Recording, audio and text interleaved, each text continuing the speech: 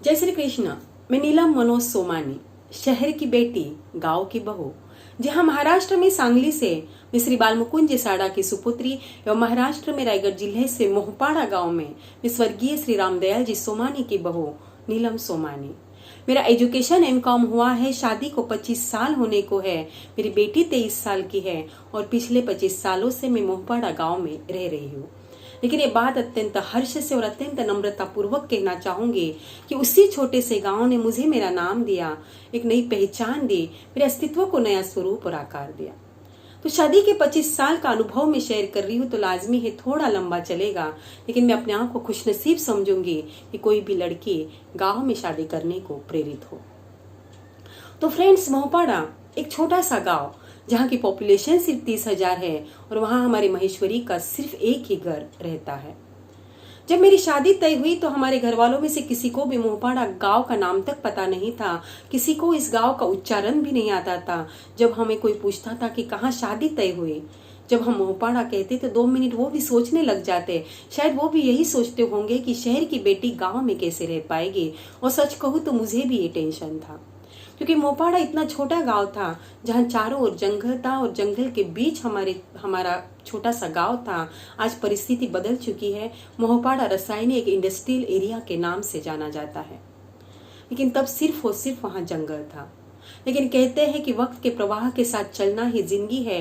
मैं शादी करके यहाँ आई, जैसे जैसे वक्त गुजरता गया ये छोटा सा गांव ही मेरी जिंदगी बन गया। शादी के 2-4 साल तो बस ऐसे ही गुजर गए, खुद को समझने में, परिवार में ढलने में, परिवार को समझने में। लेकिन बाद में मुझे ऐसे लगने लगा कि मुझे कुछ तो करना है, अपने आप को तराशना है। मैंने अपनी ये बात अपने घर वालों के समक्ष रखी, उन्होंने भी मुझे अनुमति दे दी। बस वहीं से शुरू हुआ मेरी जिंदगी का सफर। उसी छोटे से गांव में मैंने सबसे पहले अपनी कुकिंग क्लासेस शुरू किए, sari wearing classes, poster rangoli classes शुरू किए, जहां महिलाओं का उत्स्फूर्त प्रतिसाद मिला। निसंदेह परिवार के साथ सपोर्ट और सहयोग के बिना मैं ये कर नहीं पाती।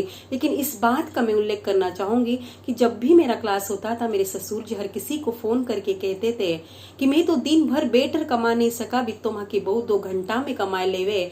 उनका यही अप्रिसिएशन मुझे और नया कुछ करने को हमेशा प्रेरित करता था। मेरे ससुर जी सामाजिक कार्यों में अग्रसर थे। उनकी ये दिली ख्वाहिश थी कि मैं समाज के लिए काम करूं। तो उन्हीं के इच्छा के कारण मैं सर्वप्रथम तालुका महिला संगठन में ज्वाइन हुई। उसके बाद रायगढ़ जिला महेश्वरी महिला संगठन, रायगढ़ जिला महेश्वरी सभा, फिर महाराष्ट्र प्रदेश महेश्वरी महिला संगठन, महाराष्ट्र प्रदेश महेश्वरी सभा और अनेक एनजीओ में मैं कार्यरत हुई। और ये बात तभी संभव हो पाई जब मेरे घर वालों का मुझे साथ और सहयोग था। दोस्तों, कहते हैं कि हमारे उपलब्धियों में हमारे परिवार के, हमारे समाज का योगदान महत्वपूर्ण होता है, क्योंकि समंदर में पानी कितना भी गहरा क्यों ना हो, आखिर में वो नदियों का उद्धार होता है। तो अनेक संगठनों में ज्वाइन होने के कारण 2012 में महाराष्ट्र प्रदेश महिला संगठन आयोजित आरोहण में मुझे सर्वप्रथम सूत्र संचालन करने का सुअवसर प्राप्त हुआ। बस तभी से शुरू हुआ मेरा सूत्र संचालन का सफर। आज तक मैं अनेक सभा के, महिला संगठन के, जिला के, तालुका के कार्यक्रमों में सूत्र संचालन कर चुकी हूँ, काव्य गोष्ठियों में सूत्र संचालन करती हूँ, संगीत संध्याओं में करती हूँ।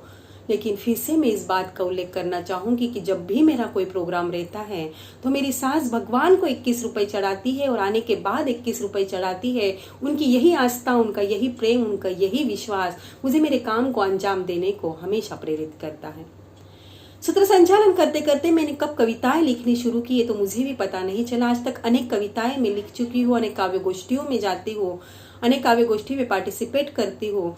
लेकिन फिर से उल्लेख करना चाहूंगी कि जब भी मैं कोई नई कविता पोस्ट करती हूँ तब सबसे पहले श्रोता मेरा सिर्फ और सिर्फ परिवार रहता है। उनका थंब आने के बाद ही मैं अपनी कविता आगे फॉरवर्ड करती हूँ।